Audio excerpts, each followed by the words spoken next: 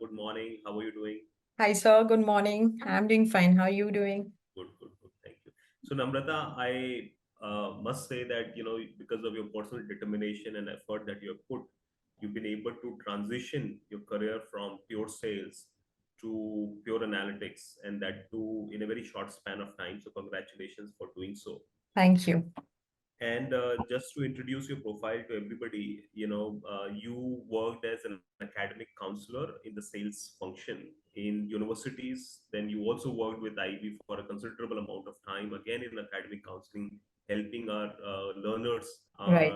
answers to the questions related to the data and AI courses that we offer. And then you had a child, and you had a career break as well, but you Yes. utilized a very good time in that career break to reskill or to upskill in the world of data visualization and analytics. Again, you did a program with us only with Ivy Pro School, and then you Absolutely. transition your career into data storytelling with one of the global firms. So that is the story that I have, right, Namrata? Right. So Namrata, tell me, your journey. I want to hear from you. So what? Because I know you that you were in Calcutta. You did your BCom from Xavier's Calcutta, but your Yes. specialization was in sales and marketing. So Yes. let us walk through your journey from it, and how did you transition into complete data storytelling and data analytics kind of a profile? So I finished off my BCom in 2011, and one of the reasons that I chose sales and marketing because I was not so much interested into numbers, very frankly. So I loved that subject, so I took up that specialization. And when I did my post graduation from St. Xavier's as well, it was commerce only, a non-technical background completely. And I again chose to do some more no specialization into sales and marketing, thinking in mind that no, I want to get into a career related to sales. So keeping that in mind, I started off my no educational journey in no doing coming from a no completely non-technical background. So post that in 2013 when I finished off, so I wanted to join the industry. So luckily I got interested into counseling, and which is kind of sales, but again on the top I would say it's more about consulting students, understanding their requirements, what they are looking for in future, what they want to study.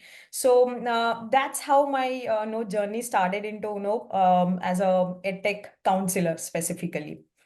From one of the engineering universities in Calcutta, I started off my journey. Then post that around working for 1.5 years, I got an opportunity to join Ivy. At that point of time, I did not have, frankly, any idea about data analytics or what these tools are or what they actually help in. But with time, when I started speaking to students about their goals, what they want to do, that's how I got introduced to data analytics tools like Excel and SQL. Power BI or Tableau was not so much in at that point of time, probably 3, 4 years, 5 years back. So people were more inclined to know that, okay, I want to get into data analytics. So I want to learn Excel, SQL, these things. Data science, machine learning was not really anyone's cup of tea at that point of time. Not there was any much requirement in the industry. So that's how my journey started. So I was working in that industry close to around 6 years. Right. And post that in 2021, I had my daughter, and then I decided to take a break. But I wanted to utilize that break. I did not want to be in that sales industry anymore. I wanted to look forward and change my skill sets, change my industry. What triggered you? I mean, what? Because you see, a lot of people find sales to be very rewarding as well, and at the same time, people have this tendency to not go out of the box and take so much of effort, right? And you utilize that break time when you actually had a small kid to take care of. So what triggered it? There must have been a strong motivation to do something like that, right? Right. So, when I was doing this counseling session, especially at Ivy, so no, got to introduced into a lot of tools. So, I was introduced to Excel as well. I was working as a part of my work at Ivy. I was using an Excel as well. So I wanted to later on. I wanted to know change my skill sets. I had an interest. Grew an interest while I was doing this counseling sessions with different students at Ivy. I got that interest that, okay, no, maybe when I have a certain time or a break, I would like to go ahead and learn these skill sets and get into analytics. So that's how my interest grew to get into analytics. I know you made a conscious choice to join Ivy's data visualization course only while you were actually the academic counselor for it. Um, just want to understand, and I know that you were pretty good at your job when you were counseling as well. You were one of the most very sincere and organized counselors that we ever had. So what did trigger you to join Ivy? Because I know when you were doing this course, you were in Bangalore. There are Right, so many right. other players. So what triggered you? So, I was looking into a course where I had looked into other courses, but since I had been part of Ivy for a long time, I was very much acquainted with the kind of faculty Ivy provides. Let it be you, Ishani ma'am, or folks who are trainers from the data science, machine learning. So I was quite aware of the background these faculties had and the kind of industry experience they come from. And one of the, I think, best things at Ivy is the structure of the syllabus or the content. It starts from very basic. I mean, when a student joins Ivy, I don't think it's very much at all necessary that they have to come with any kind of prior knowledge about that particular subject or skill. So that was the one thing, because when I joined Ivy, it was like after a break and I had like a blank mindset. Though I knew about Excel, but I was like, I joined as a student where I had blank experience about Excel. And I knew that, okay, I will be getting started from very scratch. So that was one of the reasons. Second would be the kind of projects, case studies that we get to work at Ivy. I mean, that is amazing. I mean, that's one of the main requirements when you are trying to get into an analytics or a data science field. I think these were the two main reasons that no, I did not have to look into anywhere other than joining Ivy. Okay. And I remember during the program, because you were part of some of my classes as well. I remember Yes, you were again managing a couple of things. I think you still had your young baby to manage, as well as you were managing the course. And so how did you manage that time? I mean, a lot of people complain, I don't have time while they're doing the right. program. And again, I remember that, as you mentioned very correctly, projects is what is one thing that makes the program successful. And if you just attend the classes and not work on case studies and the projects that we make you work on in any of our program, any of the data and AI programs that we do, then it is of no use. I mean, I Right, state absolutely. blankly, in front of everybody, that please don't do the program if you can't work on the project that we True. tell you to work upon. But and every week there is some case study or some exercises that is due. But I remember, you were almost there on top of the schedule also, that you were able to manage that. So I want to understand, how did you manage your time? How many hours did you give to the program? How did you manage your daily schedule when you were doing the program? So at the time when I joined Ivy, my daughter was around 6 months old. So Yeah, obviously she that's what. needed a lot of time and attention from my end. But yes, I had my family support as well. But Ivy has this option of weekday and weekend classes. So Right. I definitely knew that though choosing a weekday class might help me finish earlier, but I did not have that target in my mind. I wanted to finish at my pace and with time, because I had that time in my hand. So I chose to go for weekend classes. Okay. That was on Saturdays and Sundays, and I had to spend like 2 to 3 hours on Saturday and Sunday.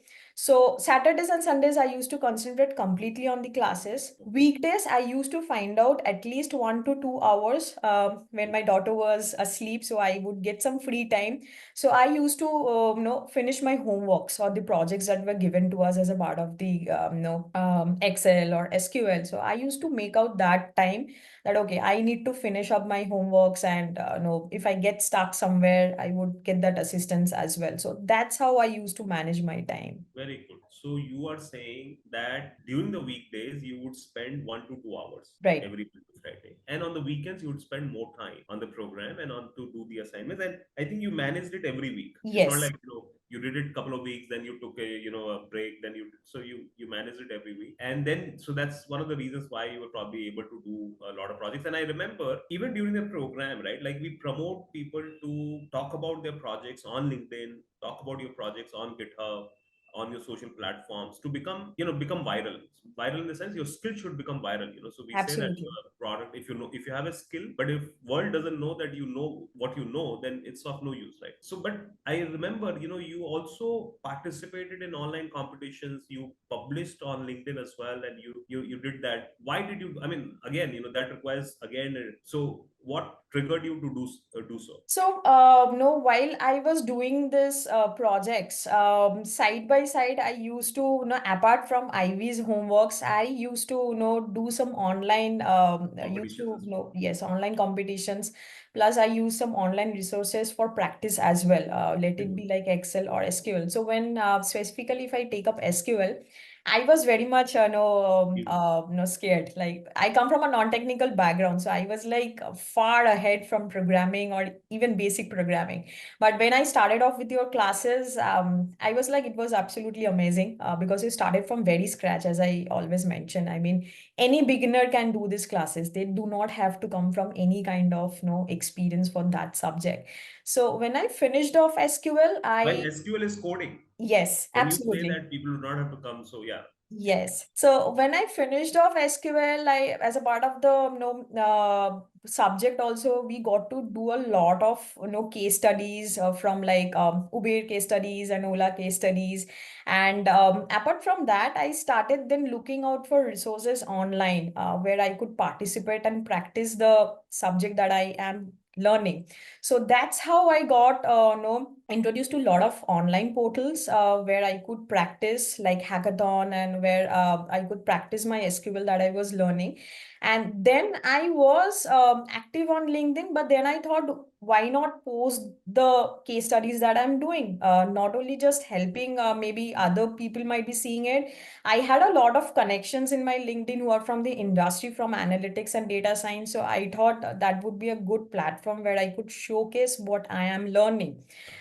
Because this later on, my when I had my interview, I think this played a very major role because I had been posting regularly on LinkedIn. Yeah, so that was my next follow-up question. How did these LinkedIn posts and the projects that you worked and you socially made sure that people were aware? How did these projects help you during their interviews? So once I did on Excel and SQL, then once I finished off Power BI with Ishani ma'am, I started off again. No, I started with a very basic dashboard, not much into it, but then also I posted it when I was a beginner. But with time, when I started polishing my skill set and no, I started no participating in like a lot of people still ask me that on LinkedIn that no where to participate in this Power where I can showcase my data visualization. You have FP20 challenges, Onyx data challenges. So I used to participate in this just with a mindset not of winning or anything, just with a mindset that I want to practice and I want to show people what I'm doing. So while I was doing this, I was using my presentation skills as well, where I would present the data visualization or the dashboard that I've done, the data analysis that I've done, probably using SQL, and then I've used Power BI for my visualization.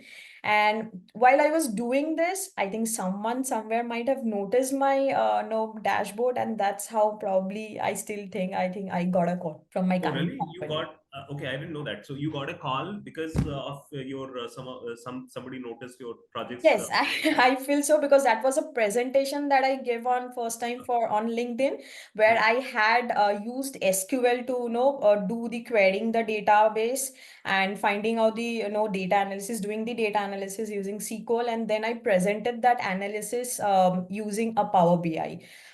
So that's how I think probably someone might have noticed, and the HR was in connection to that person, and that's how I received a post in LinkedIn. The HR messaged me in LinkedIn that we have an opening like this. Would you like to go ahead and take the interview? Very good. See, that's one of the things that is very logical as well, right? Say, for example, everybody's available on LinkedIn, right? I mean, the company's founders are also available, the recruiters are also available. Yes. And the algorithm, the way the algorithm works of any such social media platforms is that, they want to show relevant feeds and the relevant profiles to the relevant people. If you're posting continuously about data and AI, right? I mean, in form of projects, and if there are some people also liking and talking about on your projects, then naturally your skills, your projects and your profile will naturally come up as Right. feed in front of the right talent acquisition or the specialists or the recruiters of the right targeted companies. It's a very natural thing. I mean, I keep telling people that you're wasting your time thinking too much about it. It's a very simple process. If you're good at it, go ahead and talk about it on LinkedIn, talk about it on YouTube, and automatically you will get noticed. It's impossible to not get noticed, which kind of validates the theory. And believe me, Namrata, so many times it has happened with our students. There are students who have transitioned from completely different profile to the world of data science, data engineering, AI. And I can tell you, so many of them have come back to me and told me that, Pratik, I got actually a call without actually reaching out to any recruiter. I mean, without even applying into a company. So I got a call. Why? Because somebody somewhere noticed some of the projects that I had done on GitHub or on LinkedIn, and Right. hence I got a call. Such a powerful thing. Such a powerful. So, Absolutely. Namrata, let's talk about the interview that you had. I know you're working as a data storytelling in this firm called as Arise, which is a US based firm. So tell us a little bit more about the firm as well, and maybe tell us about some of the questions that you might have been asked during the interview. So, the current role that I'm handling in, that's of a data storyteller, and the company that I'm working is for Arise. So they basically are into offshore and onshore consulting. So we provide yeah, services, customer experience and services to different customers from different kinds of industry. So it's a part of BPO domain. Now, as a part of that, we get to work on a lot of ops metrics, operational metrics, and a lot of I work as a part of a data intelligence team. So where there are a number of data analysts who are basically working on a lot of analysis, and then I get to go in the last stage and go ahead and help them with the data interpretation and data visualization and presenting the data analysis to the clients. So basically, when I had been continuously, as I mentioned, I had been posting my work on LinkedIn. So prior to that, I had been applying on LinkedIn as well as Naukri and different other job portals, like applying 20 to 30 interviews, like every day I'm applying.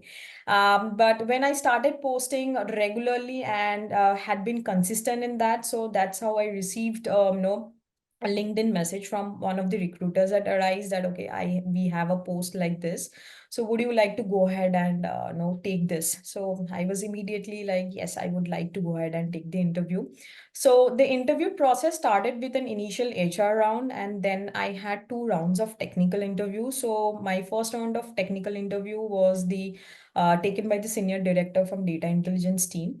And before that technical interview, I was just given some hint that no, I had to prepare some presentation where I would be able to showcase my data visualization, data storytelling, and PPT skills, because PPT and Excel was definitely a major skill set required in this role. So in my prior experiences also, I had worked on a lot of presentations.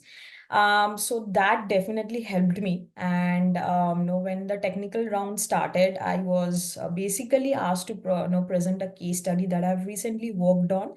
But that case study I presented in such a way that it helped me to showcase my PPT skills as well, data visuals as well using Power BI, as well as data storytelling. Now, basically, a lot of people are not probably still aware of data storytelling because people are more into data analytics and data science. But data storytelling is basically a compilation of like data collection, data analysis, and data interpretation. But when you present it to a target audience, so definitely there needs to be a narrative, a compelling narrative, around the data analysis that would help the end audience understand what they're, because they might not be equipped with any kind of analytics tools. So that's how you visually and content wise you present. So this was one of the technical So rounds. you explained the entire data storytelling life cycle. So that's how. Plus, I had technical questions related to basic concepts of Excel, like data cleaning, data manipulation, how to structure a data, and also questions related to data storytelling domain, what kind of challenges we face, or how to make our data storytelling like more compelling and exciting for the audience. So these kind of questions were there. It was around a 30 minutes interview. And post that, in the third round of technical interview, again I had an interview with the VP, and so she was more interested knowing about my PPT skills, whether I have worked previously in presentations, how to present things very easily but And still I'm be. sure there your project skills, the kind of projects that you had done in the course as well as on, while posting on LinkedIn would have been pretty helpful. Okay, good. Yes. Just one last question, Namrata, for you. What do you think the contribution that Ivy made to you in your professional journey? I know you were a team member as well as you were a student, and then I know after doing the program, we also hired you as an intern in one of our, one of our projects, corporate projects as well. You were supporting one of our clients in the data visualization projects also. So, what kind of contribution do you think Ivy has made to you, to your career, and to your journey? So I was about to mention that as well, because that played a major role as well in my getting into a role of a data storyteller. So apart from the course, as I said, I mean, the two things, I mean, you have to be very determined that know what is my goal and what I want to achieve. And the second thing is consistency. If you're coming from a non-technical background, how do I land into analytics? It's right now in today's time, it doesn't even make any difficult situation for you. If you come from any kind of, I'm a live example, I come from a completely different non-technical sales background, and I was very determined that I want to get into this industry, but maybe I was very specific that I was looking for a niche role which might not always be available. But yes, luckily I got that option. But yes, a major role was played by Ivy. That no, as when I was working as an intern with Ivy post my classes, I was in Bangalore and I got to participate in one of the training sessions that happened for one of the retail giants for UK based retail giant. And there, one of the sessions that they had for the employees was on data storytelling. So I was already gaining some knowledge from Yeah, my you were part learning. of Ishani's data Right, storytelling right. So problem. while I participated in that, helping the employees in that process, I also learned some concept I didn't knew. So that also helped me because there were a lot of presentations involved. The employees were also presenting, but not in the right way, and they were not telling the story in the right way. So Ishani ma'am took them from starting from a basic, though the employees had like 10 years, 9 years, 7 years of experience, but they did not have that experience of to tell a story very well to the this particular role, I would say, or profile. All right, Namrata, your story is a story of determination and individual effort, and being slightly more intelligent than most of the folks, right? But you were consistent in your efforts. That really, really matters quite a bit. There is a same platform. We provide the same tips, the same tools, the same techniques to everyone. But some of the folks, just take them seriously. We remain very consistent with what we tell them, and the kind of effort that is required, which is has to be done consistently, and which is what you have done. And I think congratulations for that. And I'm sure you will do very well in your career, in professional journey ahead. And I must say that I have always liked working with you personally as well, and you were one of my very sincere students as well. So all the best for it, and I'm sure you will do very well here. Thank you so much, Thank sir. you, Namrata. Thank Thank you. you.